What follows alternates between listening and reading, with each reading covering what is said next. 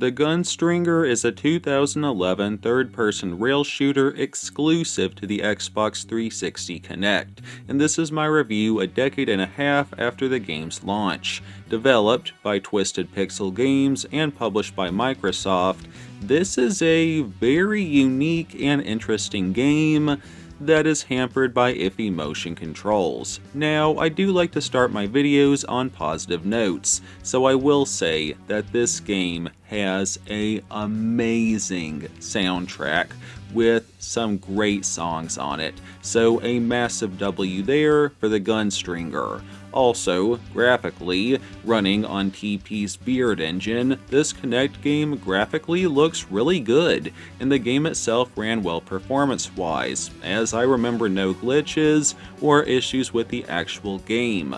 But for iffy motion controls, that's where things took a nosedive with the Gunstringer, for multiple reasons. For starters, to explain the controls, you use your left arm to move and your right hand to aim and shoot. There's a couple problems here, as sometimes, especially in boss fights, you'd sometimes have to cross your arms, and this confused the crap out of the Kinect and it would go all wonky. Like if you had to go to the right side of the screen, you'd have to move your left arm to the right side of your body.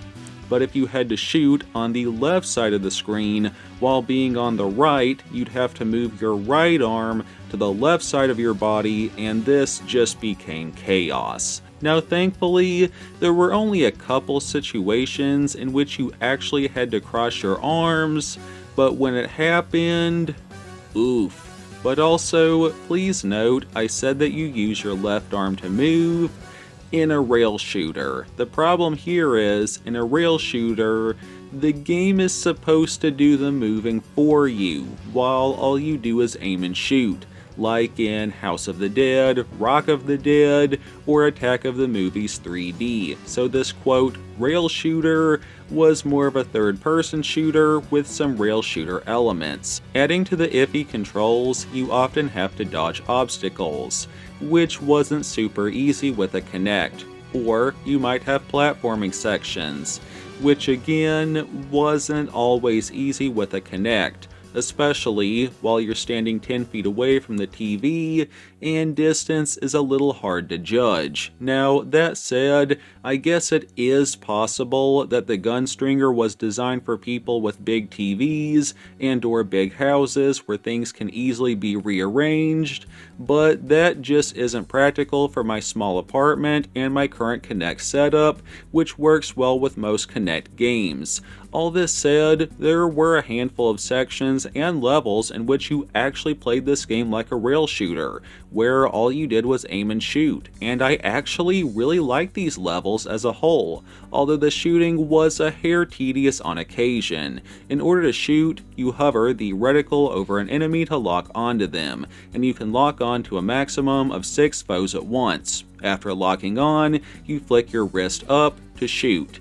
Sometimes this worked well, sometimes not so well, although there were some areas in which your character pulled out a second gun in his left hand and he just went ham shooting non-stop, and all you had to do was aim, if that makes sense. Now, there were several places in which the Gunstringer played like a cover shooter, where you'd hide behind something like a crate or a rock, and you duck in and out of cover to shoot enemies, and you'd sometimes get a shotgun or a flamethrower for cover sections. There were also a few sections where this game played like a beat 'em up or a hack and slash, where you ditch firearms to punch baddies instead, and you punched by punching upwards with your right arm. Or you might be given a katana, and you'd swing your arm to slice and dice any who dare oppose you.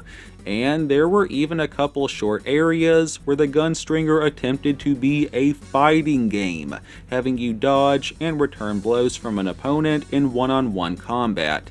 So basically, the Gunstringer tried to be a third-person cover shooter, a rail shooter, a platformer, a beat 'em up, a hack and slash and a fighting game all in one, while running on the bloody Kinect of all things. I like to imagine that this game would have worked better on PlayStation Move than Kinect, but on Kinect it was sometimes just too much for this console add-on to read properly, and it was just really clunky at times.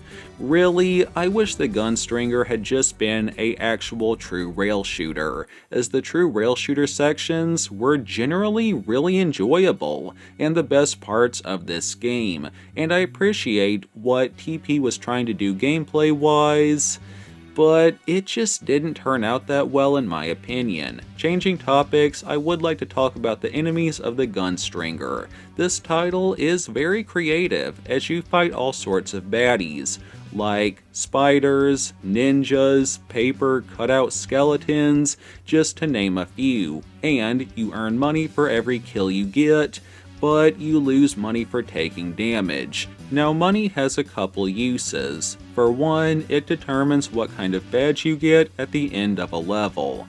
Bronze, silver, gold, etc., with higher amounts of dough obviously earning you a higher badge, and a couple achievements are linked to badges. Outside of this, you can also use cash to buy things like modifiers, audio commentaries, and more. And there's even one item in the store which is literally just an achievement, like you buy an achievement from the in-game store.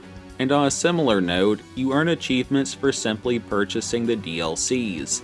They're delisted now and can't be bought, but I found it really funny how this game lets you buy gamer score with real-life money. But getting back to the Gunstringer, while the gameplay wasn't the best and the motion controls were meh, the story really did make up for these shortcomings in my opinion. In a similar fashion to Brutal Legend, the Gunstringer starts with a live-action cutscene.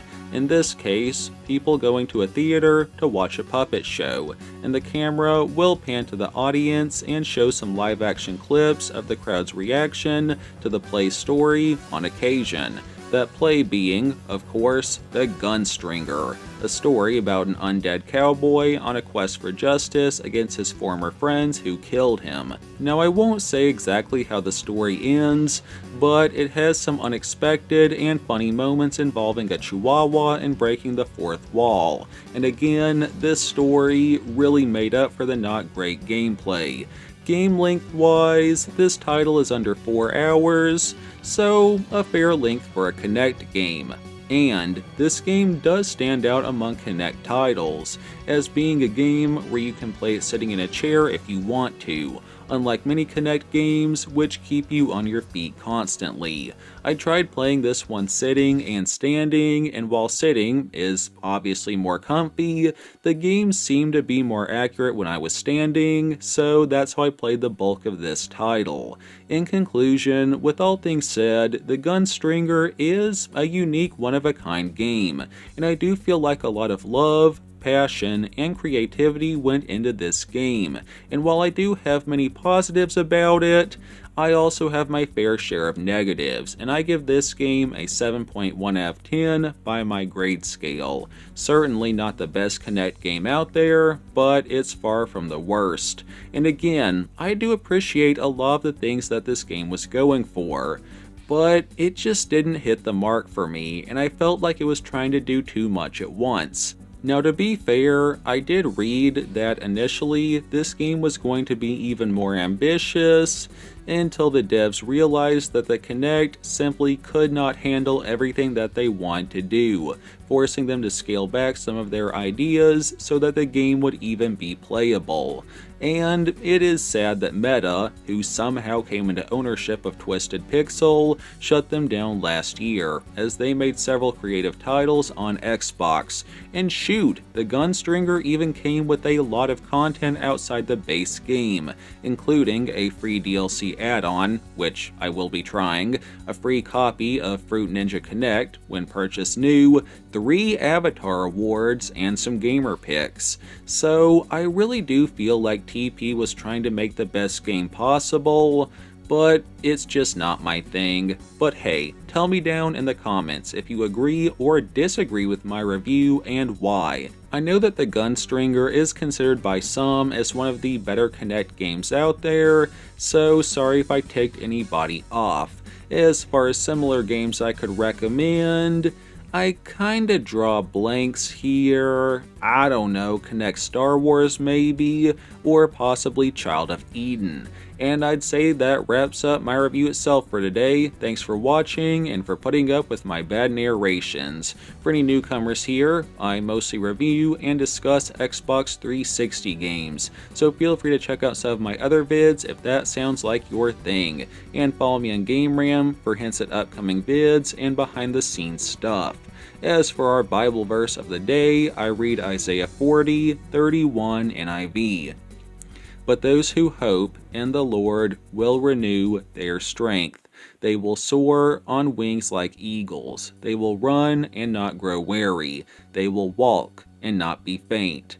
And like always, none of my content is made by robots. Keep YouTube human by only supporting human-made vids. And I don't give permission for my likeness and voice to be copied and altered by robots in any way.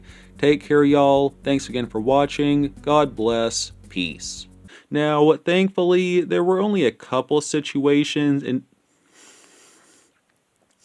especially when you're standing 10 feet away from the TV.